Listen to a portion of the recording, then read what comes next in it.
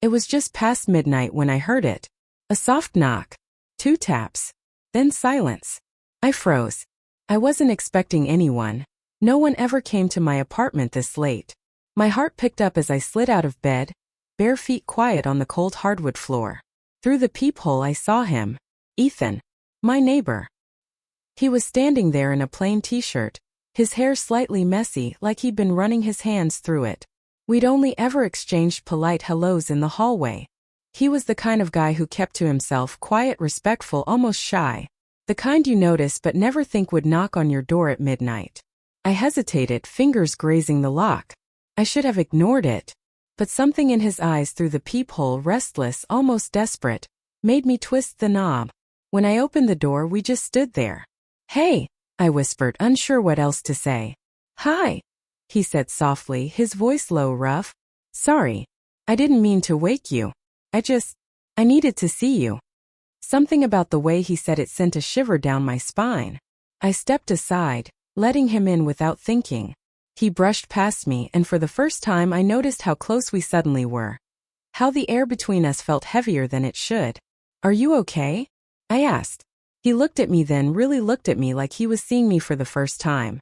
His jaw tightened. "I can't keep pretending anymore." I blinked. "Pretending what?" His next words made my stomach drop. "That I haven't been watching you," he said. "Through your window. Every night. For months." The room seemed to shrink around us. My heart was pounding, part fear, part something I didn't want to name yet. He didn't look ashamed. He looked hungry. And for reasons I still don't fully understand, I didn't tell him to leave. Instead, I whispered, "Close the door." He did. Slowly. Never breaking eye contact. And that's the moment everything changed. The click of the door locking sounded louder than it should have. I stood there, my back against the wall, while Ethan just watched me. It was the kind of gaze that felt too intimate, too deliberate, like he was memorizing every detail. "You've been watching me?" I finally managed. His jaw flexed. "Every night. Your light's always on late. You walk around in those loose shirts, open windows, music playing low. Like you're in your own world." I shouldn't have looked. But I couldn't stop. His voice was steady, but there was something dark underneath, like he'd been holding it in for far too long. I should have been angry, creeped out. Instead, my chest felt tight, heat pooling low in my stomach in a way I couldn't explain. "I didn't think you even noticed me," I said softly. Ethan stepped closer, his movements deliberate, like he was afraid I'd push him away. I noticed everything. We were only a few feet apart now. I could see the rise and fall of his chest, the faint shadow of stubble along his jaw. "You always looked untouchable. Like if I tried to talk to you, you'd just smile politely and keep walking. But every night, seeing you through that glass, it felt like you were letting me in. Like maybe you knew." My lips parted, but no words came out. As deep down, maybe I had known. Maybe I'd liked it, the idea of being seen without ever having to admit it. The space between us felt fragile, like one wrong move could shatter it. "I should go," he said suddenly, running a hand through his hair, torn between staying and leaving. But before he could turn, I whispered, "Don't." And just like that, we both knew neither of us wanted him to. He stopped when I said it, "Don't." The air between us felt electric, like even breathing too loudly would break the spell. Ethan turned back to me slowly, searching my face as if waiting for me to take it back. I didn't. Instead, I stepped closer. We were so close now I could feel the warmth coming off him. My heartbeat was everywhere. My chest, my throat, my fingertips. His hand twitched like he wanted to reach for me but wasn't sure if he should. That hesitation, it made me ache in a way I didn't expect. "Can I?" he asked softly, his voice almost a whisper. I nodded. His fingers brushed against mine first, tentative, testing. Even that small touch sent a shiver up my arm. Then he let his hand slide into mine, his thumb tracing slow circles on my skin. I hadn't realized how badly I wanted to be touched until that moment. Ethan stepped closer, closing the last bit of space. I could feel his breath against my temple, uneven, like he was holding back just as much as I was. "You don't know how many nights I stood by my window," he murmured, "just wishing I could be this close." My lips parted, but no words came out because I understood. When his hand moved up, brushing along my arm, it left goosebumps in its wake. My body leaned toward his instinctively, like it already knew what it wanted. And then finally he touched my face. Just the lightest graze of his fingertips along my cheek, but it felt like my whole body reacted to it. "I shouldn't want this," I whispered. "I know," he said, his forehead almost against mine. "But I do." The room felt unbearably still, like the world outside didn't exist. And for the first time that night, I wanted to stop thinking altogether. The space between us was gone. I could feel the heat radiating from him, the faint tremor in his breath against my skin. His thumb brushed along my jaw, and it was such a small touch, but it felt like everything. I closed my eyes for just a second, letting myself feel the closeness. My chest rose sharply when his hand slid to the back of my neck, warm and steady, pulling me closer in the gentlest way. It wasn't rushed. It wasn't rough. It was careful. Like he'd been imagining this moment for months and didn't want to ruin it.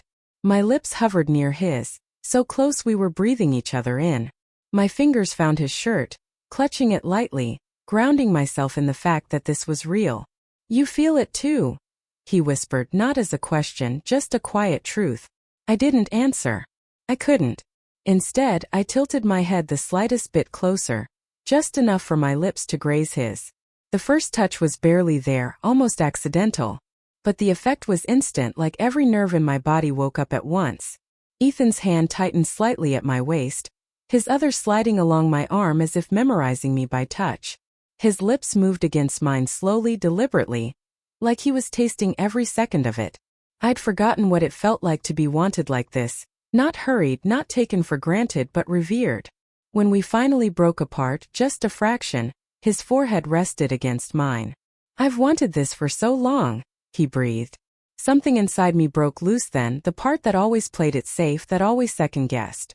And when I kissed him again, deeper, slower, he didn't hold back this time. The world outside could have burned, and I wouldn't have noticed. Ethan kissed me like he'd been holding his breath for months and had finally exhaled. It wasn't rushed, but it wasn't gentle anymore either. There was a hunger in it now, one that matched the way my hands clutched at his shirt, pulling him closer. His lips trailed to my jaw, then just beneath my ear, where his breath was warm and unsteady. I felt a sharp pull low in my stomach, a dizzying mix of nerves and want. We stumbled back a step, then another, until my back met the edge of the counter. His hands framed my hips, fingers flexing like he was still restraining himself, still asking without words if this was okay. It was more than okay. I slid my hands up over his chest, feeling the steady pound of his heart under my palms. When my fingers found the back of his neck, he let out a quiet sound, half a sigh, half a groan, that made my knees feel weak. "You don't know how many times I've imagined this," he murmured against my skin. I almost laughed, breathless. "Maybe I do." His eyes darkened at that, like my words had just undone him. And then he kissed me again, deeper, rougher this time, as if all the careful restraint he'd been clinging to finally snapped. The counter pressed into my back, but I didn't care. All I could think about was how close he was, how warm his hands felt as they slid along my sides, how every inch of me seemed to lean into his touch instinctively. For a moment we just stayed there, breathing each other in, lips brushing, hands exploring in slow, aching movements. It felt dangerous in the best possible way, because we both knew we weren't going back from this. His mouth left mine just long enough for him to breathe out, "Tell me to stop and I will." But I didn't. I couldn't. Instead I whispered, "Don't you dare." That was all it took. Ethan's lips crashed back onto mine, but this time there was no hesitation left. His hands gripped my waist firmly, pulling me flush against him, and I felt the last thread of restraint snap between us. I tugged gently at his shirt, and he let me pull it over his head in one smooth motion. My palms slid over warm skin, feeling the way his breath hitched when I touched him. He kissed me harder, deeper, walking me backward until my legs bumped against the edge of my bed. I didn't even remember moving from the kitchen, only that at some point we'd stopped caring where this was going. The room felt smaller now, dim light from the street spilling through the curtains. It painted everything in soft shadows, turning each touch, each kiss, into something secret, forbidden. Ethan pressed his forehead to mine for just a moment, both of us breathing like we'd run a mile. "I can't believe this is real," he whispered, his voice raw. "Then don't stop," I whispered back. When he kissed me again, it was slower, like he was savoring the moment, like he wanted to memorize every second of it. His hands roamed my sides, my back, my hair. Everywhere, but never rushing, never careless. It felt like being consumed and worshipped all at once. And as we fell back onto the bed together, lips never parting, there was no doubt left. We'd already crossed the point of no return. The mattress dipped beneath us as he leaned over me. One hand braced beside my head, the other sliding slowly along my side. His touch was deliberate, like every place his fingers lingered mattered. My body arched toward him without thinking, as if it already knew exactly where it wanted him.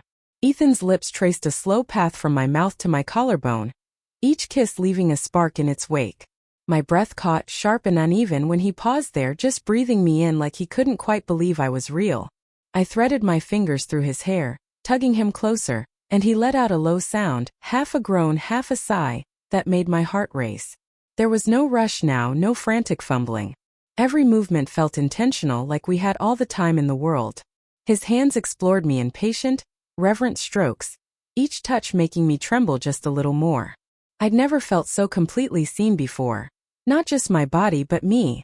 The way his eyes kept locking on mine, dark and full of want, made my chest ache in the best possible way. When our lips met again, the kiss was deeper, hungrier, like we'd both stopped pretending we could hold back. My hand slid down his back, feeling the muscles tense beneath my touch, and he shuddered, pressing closer, like he couldn't stand even an inch of space between us. Time blurred. There was only heat, the soft creak of the bed, the sound of our uneven breaths tangling in the quiet room. Every second, every touch, felt like a promise neither of us had ever dared to speak aloud. And by the time he finally whispered my name against my lips, I knew. I wasn't just letting him in tonight. I was giving in. When it was finally over, we didn't move right away. Ethan lay beside me, his arm draped over my waist, our breaths still uneven, heart still racing like we hadn't quite come down from it yet. The room was quiet except for the faint hum of the city outside, the streetlights spilling a soft glow through the curtains. My skin still buzzed where he'd touched me, and my body felt both weightless and heavy all at once. I turned my head toward him. He was already looking at me. "What happens now?" I whispered, unsure if I wanted the answer. He brushed a strand of hair from my face, his fingers lingering on my cheek. "Now," he murmured. "Now I don't have to just watch you anymore." Something in my chest twisted at that, half thrill, half fear. Because the truth was, I didn't know if this was just one night, or the beginning of something I couldn't undo. He kissed me softly, almost like a promise, before pulling me closer. And in that moment it didn't matter. For the first time in months, maybe years, I didn't feel alone. But as I drifted against him, heart still pounding, a single thought stayed with me. I'd left my curtains open tonight.